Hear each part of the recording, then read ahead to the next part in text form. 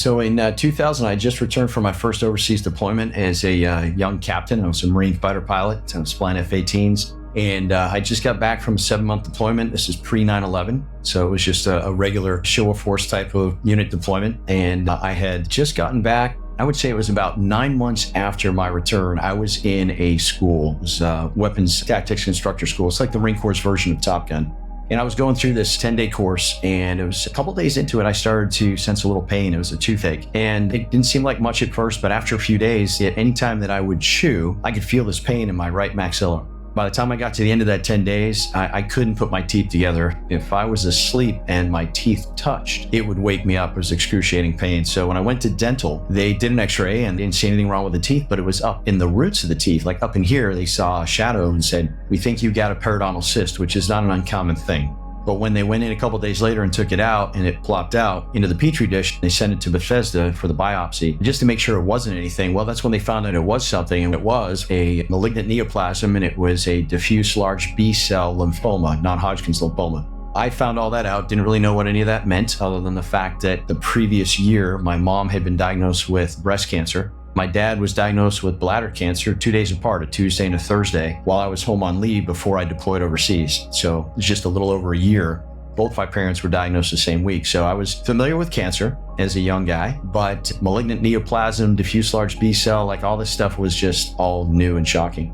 So I was 31 at the time, went into the dentist when he told me what was going on. I think that was where the first and probably one of the most amazing God moments of our story really took place in the first hour of my diagnosis. The meeting was probably 15, 20 minutes long at the most.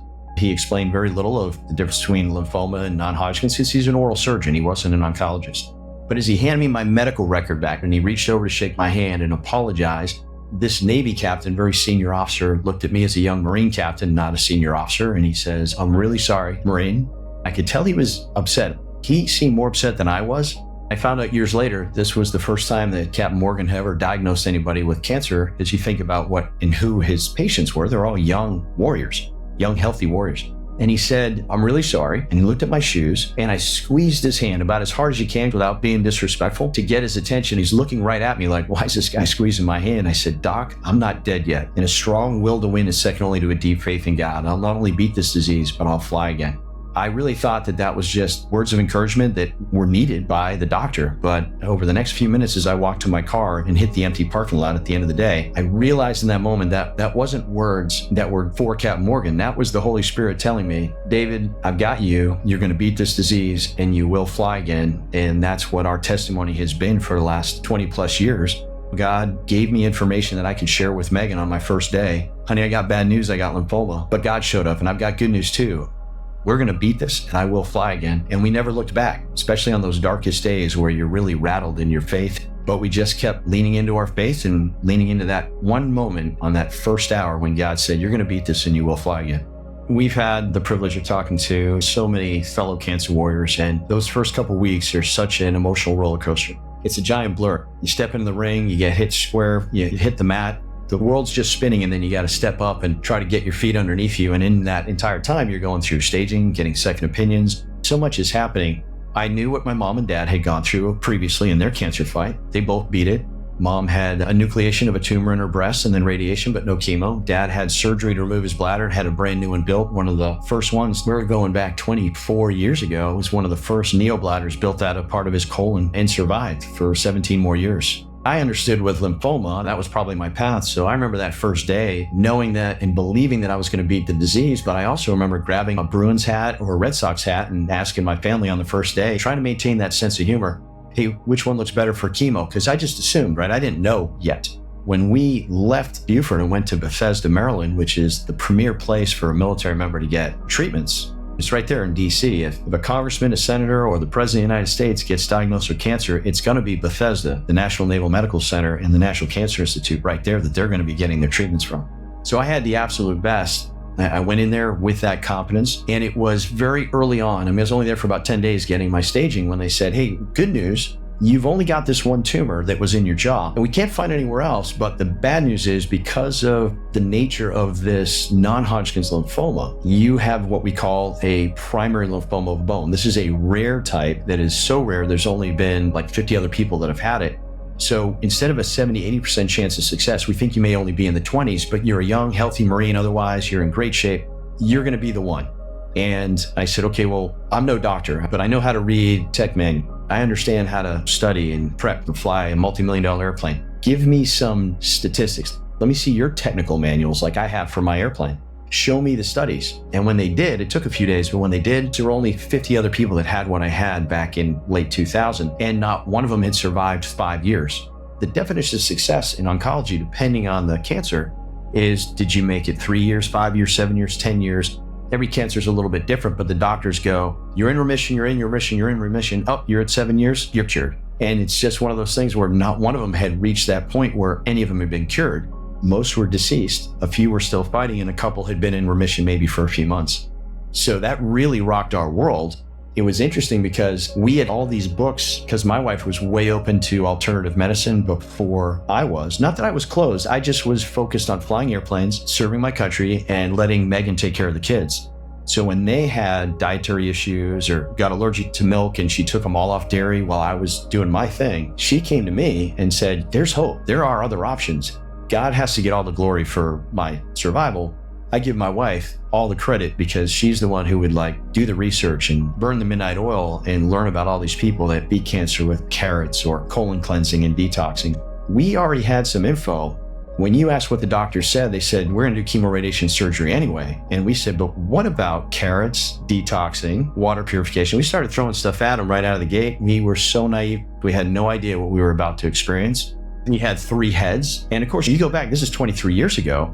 You didn't have anybody other than Brzezinski and a few others that were open to this stuff. And we're asking questions that just basically, you could tell we were almost persona non grata as we kept pushing with what about these options? I know others that are listening have had a very similar experience because we've heard these stories time and time again. And it was a rough ride, but we felt confident when we lost our faith in the lack of success conventional had. We went all in, and it was probably about, I want to say it was about week 5 or 6. We knew we were not going to go down the conventional path because it didn't have an answer for us. A lot of times you go in and it's Thursday, they tell you what you got, and they're like, chemo starts Tuesday. And you don't have time to process or even think about second opinions.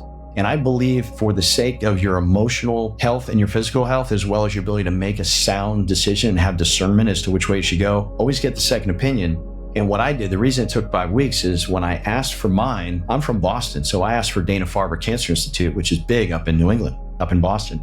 When they gave me the appointment, they were going to give me that appointment within a few days. And I said, can you push that out about 10 days? And then I used that 10 days to research everything I could get my hands on from an alternative standpoint, like things from Hippocrates Institute. There are so many folks out there that even then, there was the pastor who beat cancer on nothing but carrots. I'm reading these books. And while I was in my 10 days of let's get the second opinion, we're staying at my sister-in-law's house in Boston. So I'm home. I'm getting to hear hockey games, and I'm getting to just be around family and hear that wonderful accent, and felt safety while going through this with family. My sister-in-law had gotten us in touch with a naturopath years earlier who was right there in her town that was helping my wife with our kids, some of their health issues. So we got to spend a little time with her, and we learned about something that her family member went through, and she pointed us to an alternative doctor. And then we also met a family of a young man named Billy Bessa. Billy's got a phenomenal story. He's a friend of mine, but his mother and his father were amazing. They lived down the street from my sister-in-law, and they invited us over. We sat on their couch, and they set an example of how Megan and I have run our ministry for the last 20 years. They opened their doors, they sat us on their couch, they told us the story of their son running away to get away from Dana-Farber and to go all natural, and then to come back and not as an 18-year-old, but as a 17-year-old, to be told by the courts that he could make decisions as an adult because that's the nature of the country that we live in. And this family just loved on us, and they didn't know us from Adam, but they poured into us. And next thing you know, we're talking to a German doctor who had been helping cancer warriors. Now, Dr. Schillvector, I talk all about Dr. S in my book. Dr. Schillvector is phenomenal. He passed away a number of years ago, but I was one of those individuals that with his deep German accent would say to me over the phone, Captain, you've got this, you can do it. If you're breathing, there's hope, my friend. And every time I talked to him, he spoke life into me. And he says, no, lymphomas and leukemias and the breast cancer, we can beat this with the natural. You see how powerful it is when a real living person's telling you that, not just a story in a book? We write books and we tell stories because you're going to reach more people and you feel like you have a purpose in life to do that. But when you get to speak to somebody, hold their hand, look them in the eye, and just tell them, like, if you're breathing, there's hope. And to carry the message on from Dr. Shilvector that we can share. I'm no doctor. I'm a fighter pilot. I can't tell you what to do or anyone what to do. I can only tell you what we did. And then you can choose what out of here you want to do. And in the end of the day, I won't going to pressure you, but we know that the medical community doesn't have the same opinion. They're not afraid to stress their opinion. We were on the receiving end of some of that. So when you ask the question, how do the doctors respond? There were times when we were belittled, berated, and even ambushed. And there's a whole chapter in there about how my wife was ambushed while I was down in the bowels of the hospital getting a bone marrow biopsy. And they were basically in the room going, how much life insurance do you have on your husband? You know you're going to be a widow with 4 kids. And I come back from my bone marrow biopsy feeling I've had a moral victory, and my wife's crying in that hospital room, and I could barely walk. They wheeled me up in a wheelchair after 2 bone marrow biopsies. I popped out of that wheelchair, and I'm like going down the hallway looking to fight. How dare you attack my wife like this when I'm out of the room? These are things that people experience, and we share the dark side of our story because it just can't be rainbows and all the flowery. And here's the miracle. You got to share those hardest moments and some of those things, because then they'll connect with you and go, I had a similar experience like that. And then you might have more credibility with them to be able to point them to faith and to the carrots and the alternative. We ended up moving from Beaufort, where I was based, to Pensacola because Beaufort was a fighter base and I couldn't fly because I was medically grounded. I requested respectfully and by the grace of God and a really forward-thinking colonel up in the Pentagon, I was able to get orders to Pensacola to be an instructor in the classroom. About 3 months in, I immediately got rid of a lot of junk right after the diagnosis. But I didn't go on a whole diet until I got down to Pensacola, Florida. And we're 3 months in now. We know we're going to go holistic. We've got all these things we want to do, but you're trying to move your family and you got 4 little kids. We got to Pensacola, and the first thing we did when we got down here, we learned about how toxic Northwest Florida was. In fact, from Jacksonville, Florida to New Orleans, the cancer rates are incredible because the Mississippi dumps in here in the industrial age, all the chemicals that have been dumped into rivers for now a couple hundred years are just like down here in this area and in our aquifer. So we actually learned that water was one of the most huge things. While diet was the first offensive weapon, overdosing on nutrition, I love that. I like to think of it as like massing firepower.